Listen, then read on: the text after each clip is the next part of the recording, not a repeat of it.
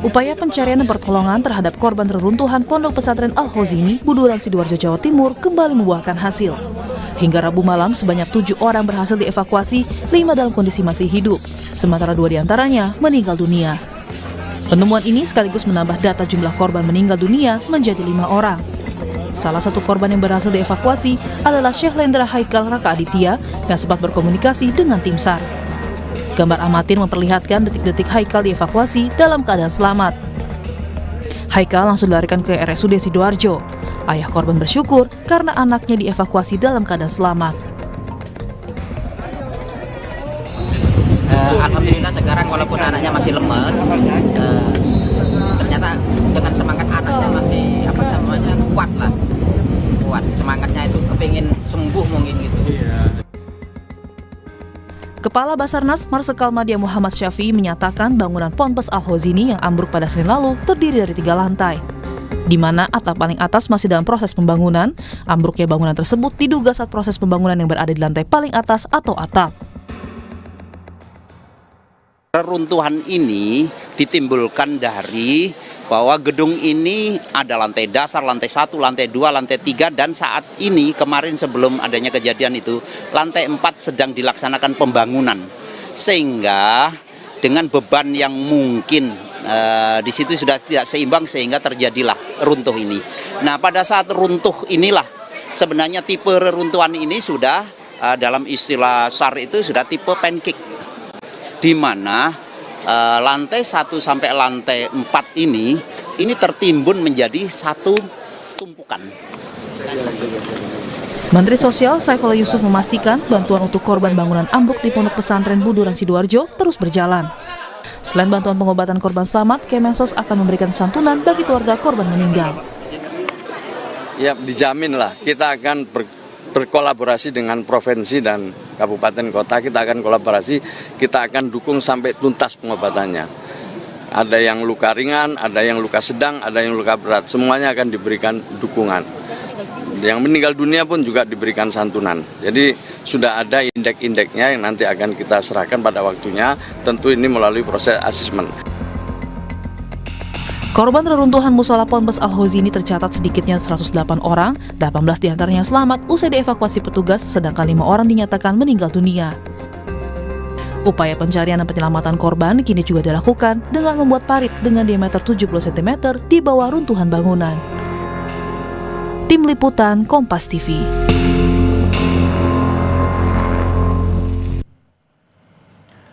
Saudara, kami bacakan data terbaru yang dirilis oleh BNPB, jumlah korban ambruknya Pondok Pesantren Al-Khozini. Sampai dengan 1 Oktober pukul 23 waktu Indonesia Barat, 5 korban berhasil dievakuasi dalam kondisi selamat, namun 1 diantaranya kritis. 2 korban ditemukan dalam keadaan meninggal dunia, hingga total jumlah yang meninggal dunia adalah 5 orang.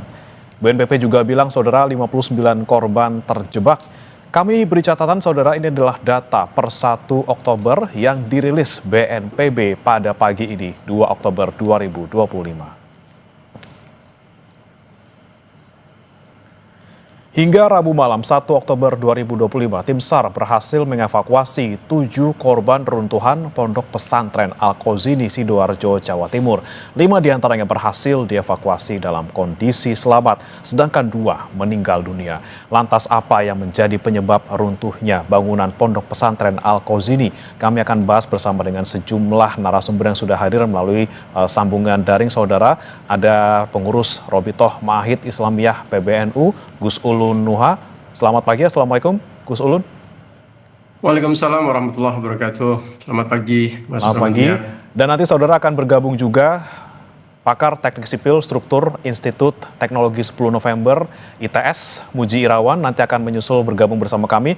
Saya ke Gus Ulun terlebih dahulu. Gus Ulun, ini kita sama-sama prihatin apa yang menimpa Pondok Pesantren Al-Khozini tentunya, dan sejauh ini Gus Ulun sebagai lembaga yang kemudian membawahi pesantren di bawah PBNU, seperti apa pandangan dari RMI sendiri atas insiden ini? Ya, sepakat Mas Bramantia bahwa yang pertama tentu kita sangat berduka cita detik-detik awal kita mendengar berita ini. semuanya sangat sedih dan duka dengan adanya musibah ini, dan kita juga sudah menyerukan kepada seluruh keluarga besar Nahdlatul Ulama, khususnya pesantren di bawah naungan asosiasi atau Robitul Mahid Islamiyah RMI PBNU untuk berdoa dan mendukung secara material maupun secara spiritual atas musibah yang terjadi di Pondok Pesantren Al-Khazini. Yang kedua, tentu juga kita mengucapkan terima kasih atas support semua pihak, terutama pemerintah, Basarnas, BNPB, pemerintah daerah, mulai dari gubernur sampai camat, sampai desa, militer maupun sipil, semuanya turun, termasuk juga para ahli, membantu terutama dalam fase pertama untuk upaya penyelamatan ini. Ini sebuah gambaran atas besarnya dukungan masyarakat terhadap pesantren. Kami mengucapkan terima kasih yang sebesar-besarnya. Dan tentu juga duka cita kepada korban dan juga keluarga korban. Kita doakan yang terbaik.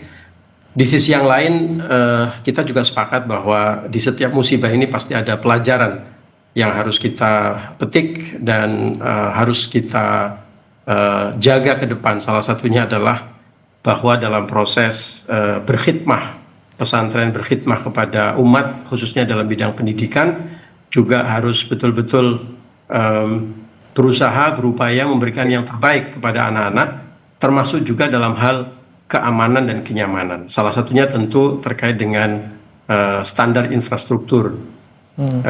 Di PBNU sendiri kami baru saja melaunching standar infrastruktur pesantren. Kementerian Agama juga saya kira sudah mempunyai perangkat itu. Mudah-mudahan nanti kita bersama-sama dengan pesantren bisa secara bertahap mengimplementasikan standar pesantren ini. Oke, kejadian ini menjadi keprihatinan kita semua dan juga menjadi pelajaran. Saya mau menyapa Pak Muji Irmawan yang sudah bergabung.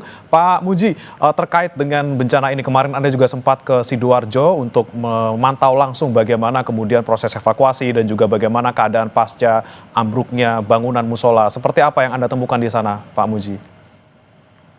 Terima kasih Kompas TV. Jadi sudah mulai Senin saya sudah di sana sampai tadi pagi saya sudah harus balik ke rumah jam 1 untuk bisa membackup proses evakuasi, dan nantinya akan kita segera melakukan pembongkaran terhadap gedung menunggu perintah dari Basarnas. Jadi pada prinsipnya kami juga turut prihatin untuk kondisi bangunan yang sudah ada, sehingga kita bisa menyampaikan kondisi tersebut merupakan kegagalan konstruksi.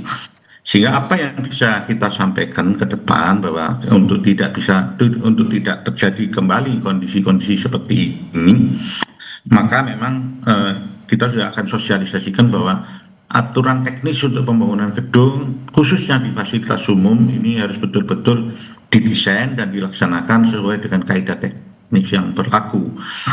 Untuk fasilitas umum seperti sekolahan yang ada di pondok ini, saya kira pemerintah daerah juga akan cukup aktif membantu bila mana dibutuhkan bantuan teknis.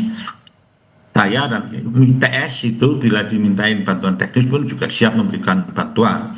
Tentu tidak perlu sungkan-sungkan atau berat hati, bisa saja menghubungi kami langsung di kampus untuk bisa kita berikan bantuan teknis mulai dari segi arsitektural, struktural maupun mekanikal, elektrikal, itu kita siap membantu. Sehingga mudah-mudahan ini ke depan kita bisa juga tidak hanya pondok kesini saja yang kita bisa evaluasi, kita bisa membantu evaluasi untuk pondok-pondok lain yang membutuhkan bantuan teknis untuk kondisi ini. Oke. Ada kegagalan konstruksi yang Anda temukan di sana. Kemudian ini kan yang sekarang sedang difokuskan oleh petugas adalah bagaimana mengevakuasi korban yang diperkirakan ini masih bisa diselamatkan gitu, Pak Muji. Seperti apa kesulitan di sana dan apa yang harus diperhatikan sebenarnya?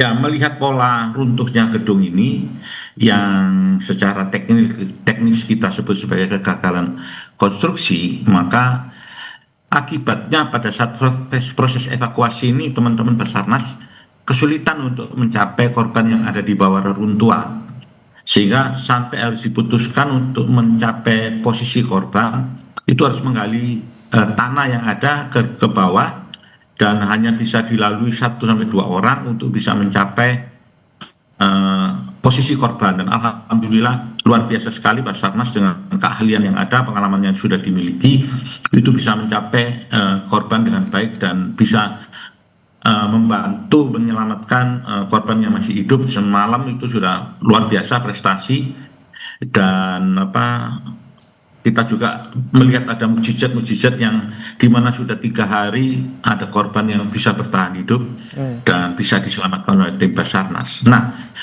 pola keruntuhan yang ada terjadi, yang ada di lapangan ini pada akhirnya akan menyulitkan untuk proses evakuasi. Kalau memang meskipun runtuh tapi lantai satunya masih cukup kuat, maka aksesibilitas untuk mencapai korban itu bisa cukup mudah dicapai. Ini sekali lagi Basarnas luar biasa bekerja, dan kita membackup kalau dibutuhkan perhitungan-perhitungan teknis dan sebagainya. Itu kita berada di belakang untuk bisa membantu membackup teman-teman Basarnas yang luar biasa. Mereka bekerja secara profesional dan grup, sehingga kami juga membantu itu dengan senang hati dan bisa berkoordinasi dengan baik. Bahkan kita sudah punya langkah-langkah darurat bila mana kita harus melakukan pembongkaran secara kontinus untuk bisa mencapai korban-korban lain yang tidak terjangkau karena jumlah korban yang sudah ada di dalam masih cukup banyak yang untuk dievakuasi. Demikian. Oke, baik. Saya ke Gus Ulun lagi. Gus Ulun, kemudian setelah adanya kejadian ini kemarin kita sama-sama melihat bagaimana kemudian yang dilakukan oleh RMI sendiri untuk keluarga korban terutama, dan bagaimana sejauh ini dari keluarga korban menyikapi ini, bagaimana harapan-harapan mereka yang disampaikan juga mungkin ke RMI? Ya, secara umum tentu keluarga korban sangat bersedih dan terpukul ya, karena menyaksikan anak-anaknya, buah hati mereka yang sedang belajar ngaji jauh dari mereka, tiba-tiba dapat kabar seperti ini. Tentu mereka sangat shock. Tapi di sisi yang lain kita juga appreciate di tengah pukulan berita yang sangat luar biasa ini, secara umum keluarga korban itu sangat sabar dan positif memaknai apa yang terjadi di beberapa hari terakhir ini. Tentu ini tidak mengurangi kesungguhan kita untuk mendukung dan mensupport mereka. Dan sekali lagi ini pelajaran yang sangat penting buat dunia pesantren pada khususnya, agar ke depan tanpa menyalahkan satu atau pihak manapun, diambil pelajarannya ke depan, termasuk dalam hal keamanan dan kenyamanan santri saat ada di pesantren. Oke, baik. Saya ke Pak Muji lagi. Pak Muji, ini kan tadi ada kegagalan konstruksi di sana, kemudian evakuasi juga tidak bisa langsung dilakukan di atas, tapi harus menggali sampai ke bawah seperti itu. Saya juga mendengar ada resiko ataupun potensi ambruknya bangunan lain yang ada di sekitar sana. Bagaimana kalau dari temuan Anda, Pak Muji kemarin? Oke, ya, salah satu pertimbangan kenapa kemarin Basarnas harus sampai lewat bawah, karena saya untuk membantu dengan peralatan yang kami miliki, begitu kita mau angkat puing-puing yang ada, itu pergerakan reruntuhan itu langsung bergerak secara keseluruhan, karena memang ini masih labil ya, masih belum betul-betul stabil. Dan yang perlu kita perhatikan, yang perlu kita informasikan bahwa ambruknya posisi gedung ini juga menyentuh gedung sisi selatan, yang tentunya ini kalau pergerakan masih terus berlangsung nanti akan menyebabkan gedung yang ada di selatan tersebut juga mengalami keruntuhan. Nah, ini kita harus hati-hati, dan teman Basarnas juga sudah memonitor pergerakan sekecil apapun, itu alatnya langsung menunjukkan getaran. Itu mengindikasikan ada getaran. Nah, sehingga kami juga tidak bisa berani untuk melanjutkan dengan mengangkat elemen-elemen struktur yang sudah kolaps tadi untuk supaya teman Basarnas mendapatkan akses menuju ke lokasi posisi korban. Itu yang juga menjadi kesulitan kami, sehingga kita kita harus hati-hati agar tidak terjadi kerusakan di bangunan-bangunan sekitar. Jadi kita memang harus hati-hati. Keputusan mengambil langkah ke bawah itu juga merupakan keputusan yang sangat sulit untuk dijalankan. Oke, tapi Pak Muji, kalau Anda melihat ini kan tidak hanya ada bangunan yang nyambung saja ke bangunan yang runtuh, ada juga bangunan lain yang mungkin terpisah gitu ya dari lokasi. Nah, kalau untuk bangunan-bangunan lain yang terpisah ini, Pak Muji, apakah Anda melihat ada juga risiko-risiko ataupun misalnya kegagalan konstruksi yang sama?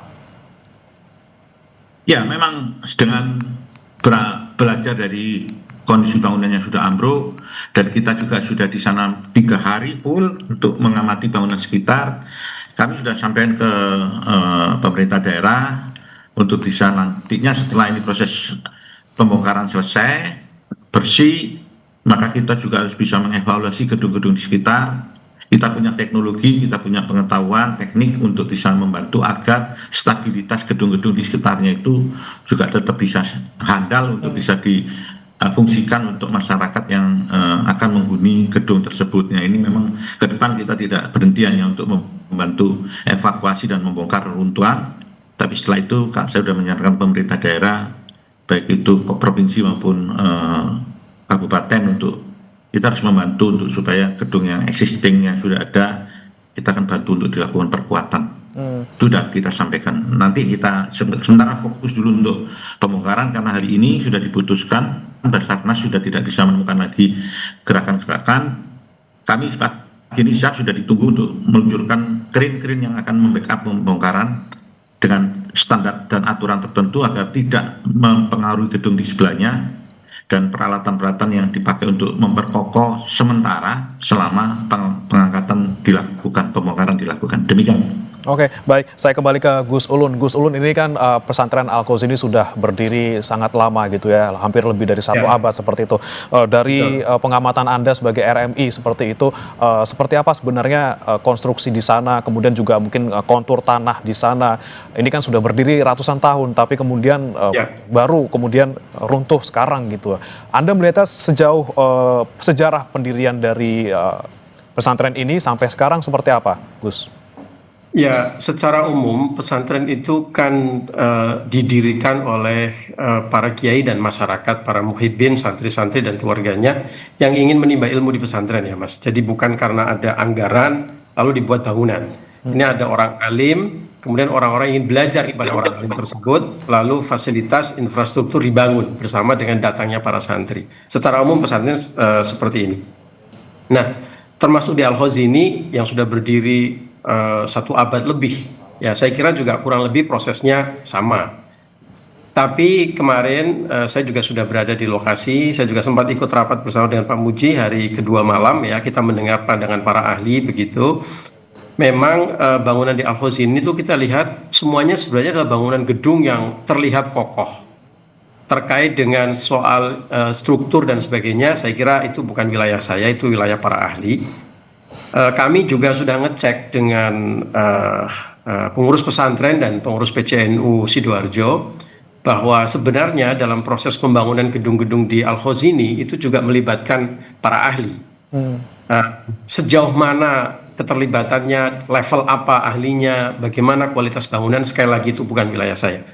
Tapi secara umum pesantren itu didirikan dengan dana swadaya dan support dari keluarga dan orang tua, para muhibbin yang ingin memondokkan atau menyantrikan anak-anaknya.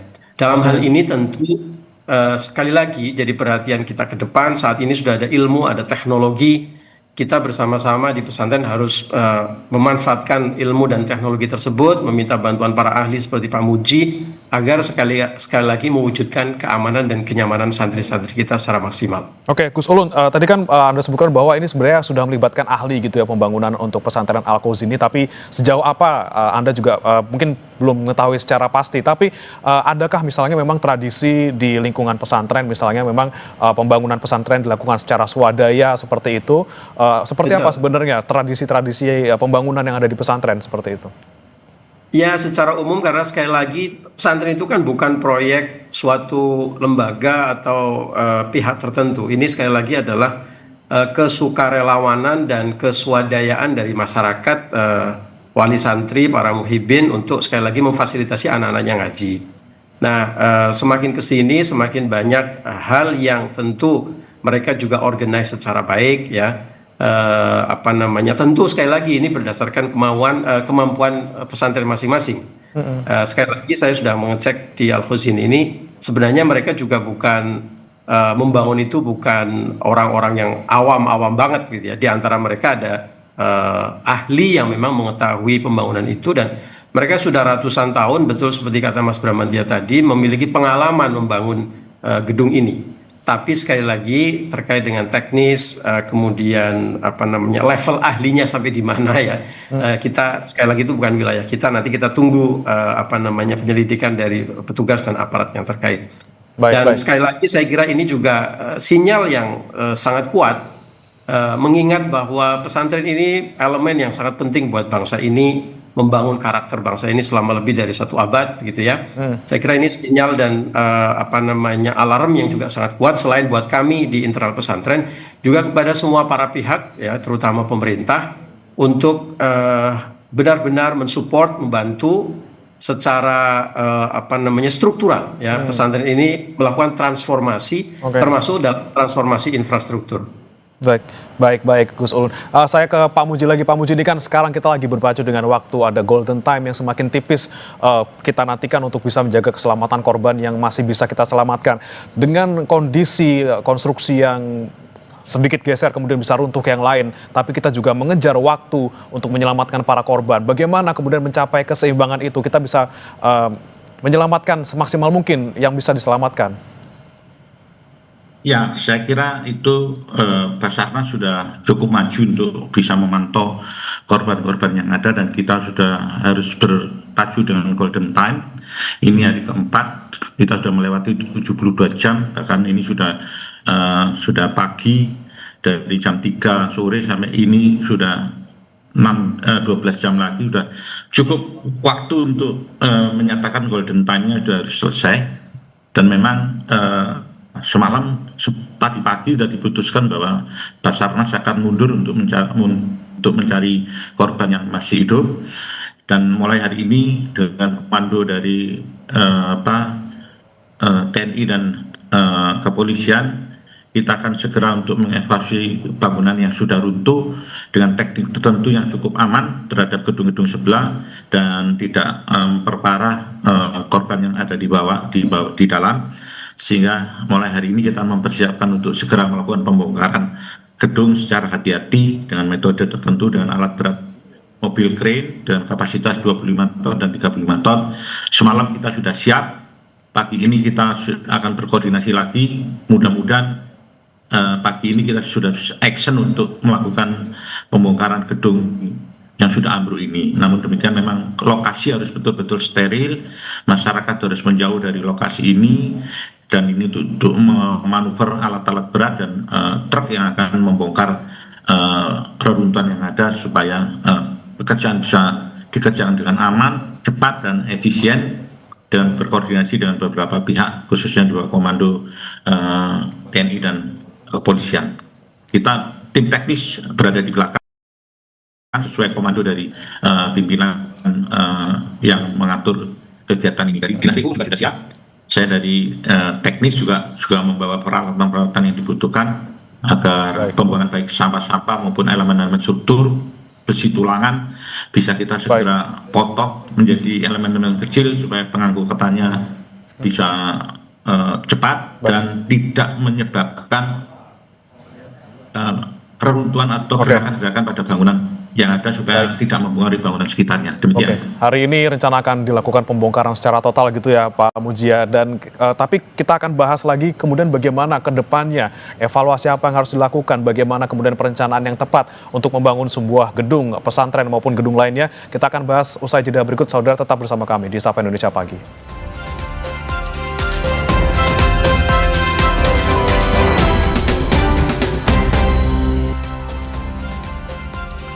Kembali bersama kami di Sapa Indonesia Pagi, Saudara. Hari keempat pencarian korban, keluarga masih bertahan di posko gabungan untuk mencari informasi terbaru. Sementara itu, tim SAR masih berupaya menelusuri reruntuhan, mencari keberadaan korban. Tim SAR gabungan masih berupaya mencari dan mengevakuasi korban yang diduga masih terjebak di reruntuhan Musola Ponpes Al-Khozini, Sidoarjo. Di posko gabungan juga masih banyak keluarga santri yang menunggu dan bertahan menginap untuk mencari informasi keluarganya yang diduga menjadi korban runtuhan. Tim SAR mendata hingga kemarin ada 18 yang berhasil dievakuasi, 5 diantaranya meninggal dunia. Sementara itu diprediksi ada 59 korban yang masih ada di dalam runtuhan bangunan. Kita akan pantau langsung saudara bagaimana lanjutan penyelamatan korban yang masih tertimpa reruntuhan di Ponpes Al-Qazini, Sidoarjo, Jawa Timur bersama jurnalis Kompas TV Alfian Rahman dan juru kamera Hilmi Ardianto Fani. Selamat pagi Alfian.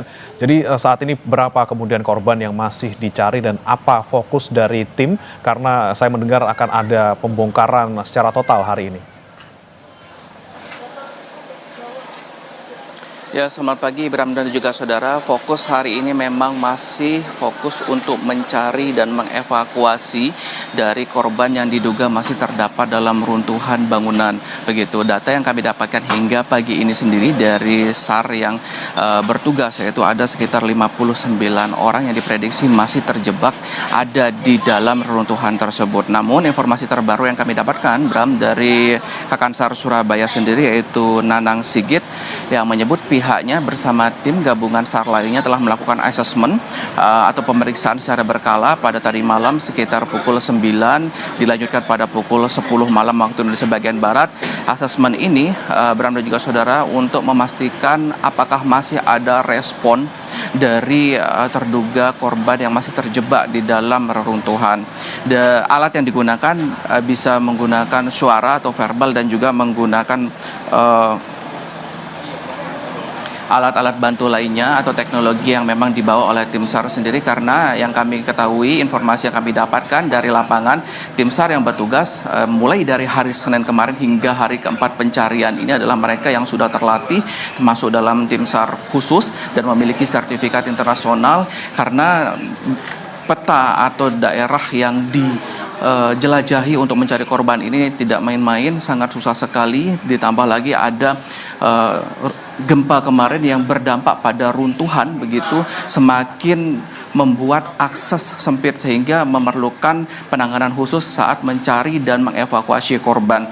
Hingga saat ini hari keempat pelaksanaan begitu sudah ada 18 orang yang berhasil dievakuasi dari runtuhan. Dari 18 tersebut ada 5 orang diantaranya dinyatakan meninggal dunia, dan hasil asesmen semalam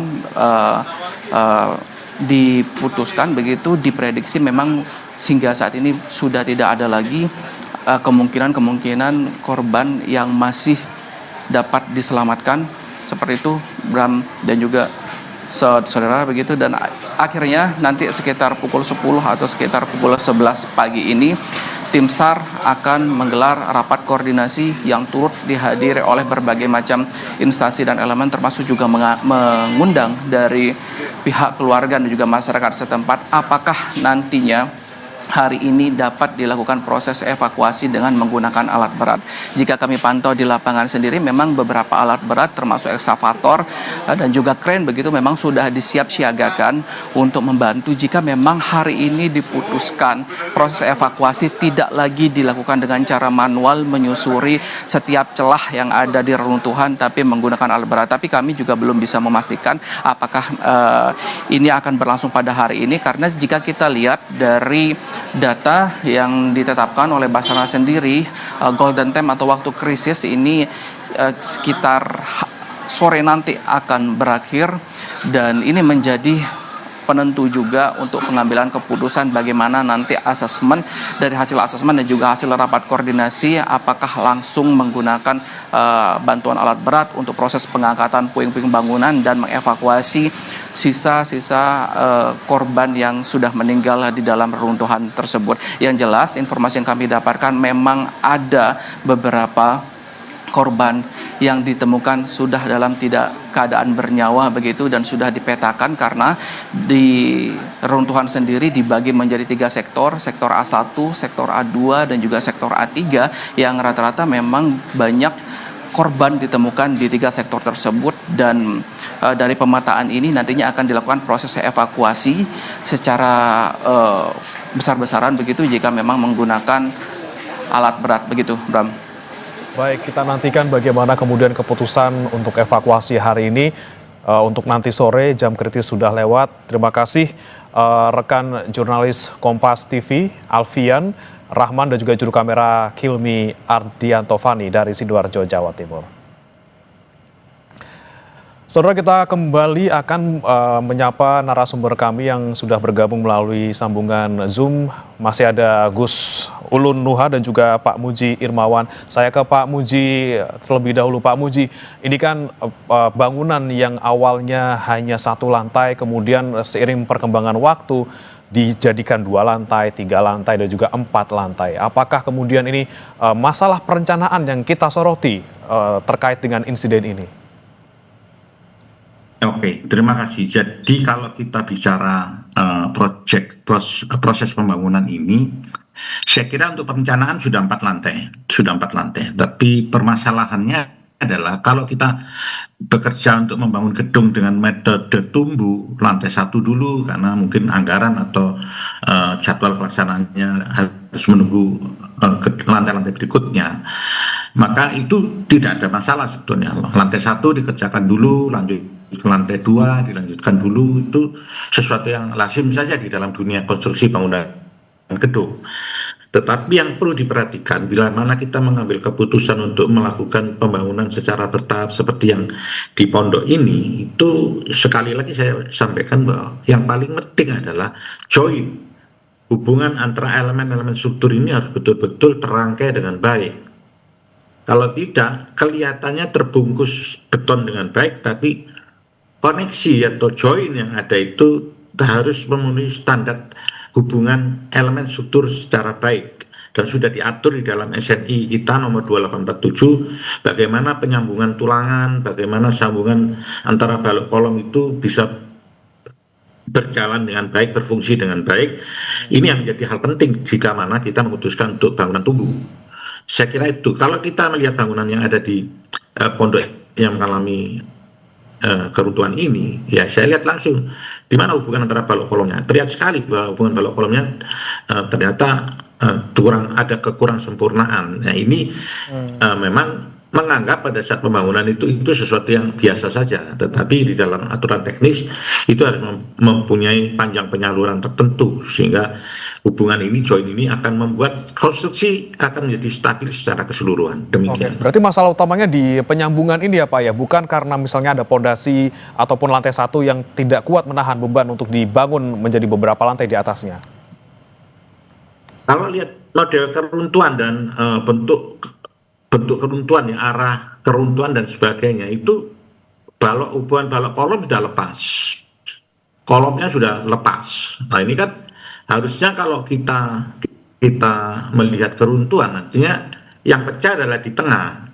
Hubungan balok kolom, sambungan balok kolom itu harusnya tetap utuh. Ini sudah lepas dan karena lepas maka yang atas tidak bisa ada yang berpijak sehingga langsung turun ke bawah semua. Kalau lihat keruntuhannya, yang di sisi selatan itu tersangkut oleh gedung existing, itu baru tim Basarnas bisa masuk dari situ. Tapi kalau tidak, langsung rata tanah itu semua. Dan ini tentunya alhamdulillah bisa mencapai korban itu dengan melakukan penggalian ke bawah itu sehingga bisa kami sampaikan bahwa memang kita kalau membangun konstruksi gedung yang bertahap ini, kami ingatkan untuk join-joinnya harus dikerjakan dengan baik itu. Oke, baik. Gus Ulun, saya ke Anda lagi. Gus Ulun, tadi kan Anda sampaikan bahwa dari RMI juga sudah membuat ada standar infrastruktur pesantren gitu ya. Ini kemudian isinya apa saja yang kemudian bisa disoroti, tentunya agar kejadian serupa di ke depan tidak terjadi lagi. Ya, dalam menyusun standar infrastruktur pesantren ini, Mas Bram, kita juga melibatkan para ahli, terutama santri-santri yang menjadi arsitek ya. Jadi mereka tahu ilmu arsitektur, tapi mereka juga tahu kondisi dan situasi pesantren. Sudah disusun dan kita akan melakukan sosialisasi di bulan-bulan ini. Kurang lebih isinya adalah ada beberapa elemen dan prinsip-prinsip yang harus dipenuhi ketika kita membangun pesantren. Sekali lagi, meskipun kita tahu bahwa para kiai itu membangun pesantren itu bukan berawal dari anggaran, bukan berawal dari duit yang banyak, ya. seperti tadi disampaikan oleh Pak Muji, memang rata-rata pembangunan pesantren itu adalah pesantren pembangunan yang sifatnya bertumbuh. Nah, meskipun begitu, kita mengenalkan konsep site plan, master plan, agar dalam proses pembangunan bertumbuh ini tetap ya menggunakan pendekatan-pendekatan ilmu teknologi yang elementer seperti ilmu arsitektur dan ilmu sipil, teknik sipil. Nah, di dalam proses itu, dalam standar itu juga berisi tentang hal-hal apa yang harus ada, fasilitas apa yang harus ada, dan bagaimana proses pembangunannya, termasuk ada standar atau guidance tentang renovasi. Kalau kita mau melakukan renovasi, bagian mana dulu yang direnovasi dan tahapannya seperti apa. Sampai hal-hal detail, Mas Bram, misalnya ukuran kamar yang ideal per santri, kemudian juga public space, daerah hijau, konsep penataan lokasi dan alokasi space itu didetailkan dalam standar tersebut. Nah, saya kira poin yang sangat bagus tadi dari Pak Muji, kami juga sudah berkomunikasi dengan banyak pihak bahwa ke depan RMI PBNU bukan hanya menyiapkan standar, tapi juga dalam hal implementasinya juga membantu pesantren. Di antaranya adalah dengan cara membuka semacam biro atau tim konsultan. Jadi ketika mereka membaca standar ini, barangkali ada hal yang perlu didiskusikan dan disampaikan, kalau perlu ada arahan khusus, ya kita juga akan menyiapkan tim. Dan saya kira tadi sinyal yang sangat positif dari Pak Muji, terima kasih. Kita juga akan sowan dan minta kerjasama dukungan dari para ahli kita, termasuk dari dunia perguruan tinggi yang memang punya ahli-ahli di bidang terkait. Oke, baik. Jadi dari internal dan juga eksternal juga akan dikolaborasikan seperti itu ya, Gus Ulun ya. Gus Ulun, tapi satu lagi Gus Ulun terkait dengan ini kan standar sudah dibikin gitu ya, tapi kan ini standar kemudian untuk pembangunan pesantren baru mungkin. Tapi kalau untuk pesantren yang sudah existing yang ada di Indonesia ini kan sangat banyak. Seperti apa kemudian dari RMI sendiri, apakah kemudian akan mengevaluasi satu persatu konstruksi mereka, memastikan mereka aman gitu bangunannya? Ya, pertama standar ini tidak hanya dibuat untuk pesantren yang baru didirikan. Standar ini bisa digunakan oleh siapa saja, termasuk existing pesantren. Nah, makanya di dalam standar itu juga ada guidance bagaimana membuat renovasi. Di satu sisi juga mengenalkan termasuk dengan dunia pesantren yang sudah berdiri saat ini, dalam proses renovasi itu juga tidak dilakukan secara tidak mengikuti aturan yang ada ya, tetapi juga tetap ada tahapan-tahapan berdasarkan ilmu teknik sipil dan juga arsitektur yang benar. Jadi sekali lagi ini bukan hanya untuk pesantren yang sudah berdiri, Mas Bram, tapi ini juga termasuk untuk pesantren-pesantren yang sudah ada. Tentu kita tidak dalam kapasitas untuk melakukan evaluasi, memerintahkan pesantren untuk membuat bangunan secara standar ini. Ini sifatnya adalah acuan yang bisa dijadikan referensi buat pesantren-pesantren baik yang baru membangun maupun yang sudah ada, agar bangunan yang dibuat itu mengutamakan keamanan dan kenyamanan santri dan warga pesantren pada umumnya. Oke, baik. Terakhir saya ke Pak Muji, singkat saja Pak Muji, apa yang kemudian bisa Anda berikan saran gitu ya untuk kedepannya terkait dengan keamanan bangunan, terutama pesantren yang tentunya menyangkut banyak nyawa di sana.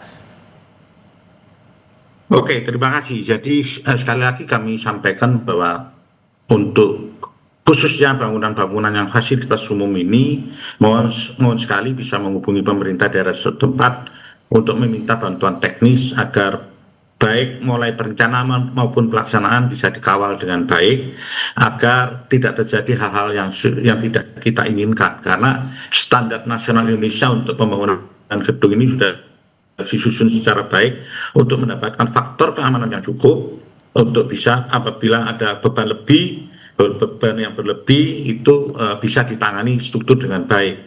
Pemerintah daerah menyiapkan baik administrasi maupun teknis. Kami dari ITS juga menyambut baik dan menyiapkan diri apabila diminta untuk membantu khususnya teknis, karena tidak hanya gedung sekolah atau fasilitas umum masjid dan sebagainya sudah banyak kita bantu, rumah sakit milik pondok juga bisa kita bantu, itu untuk agar ya kita mempunyai keandalan bangunan yang cukup baik. Kami siap membantu dan tentunya tidak perlu sungkan-sungkan, kita dengan terbuka dengan senang hati akan membantu untuk itu.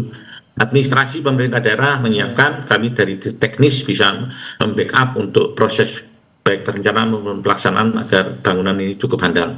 Demikian, Mas. Inilah kemudian kolaborasi antara ahli dan juga pemerintah dan juga pihak pesantren harus digalakan seperti itu supaya perencanaan matang kemudian juga pembangunan berjalan dengan sesuai kaidah dan tentunya kejadian seperti ini tidak terulang lagi. Terima kasih Pak Muzi Irawan, pakar teknik sipil struktur ITS dan juga Gus Ulun Nuha, pengurus Robitoh Ma'aliyah Islam.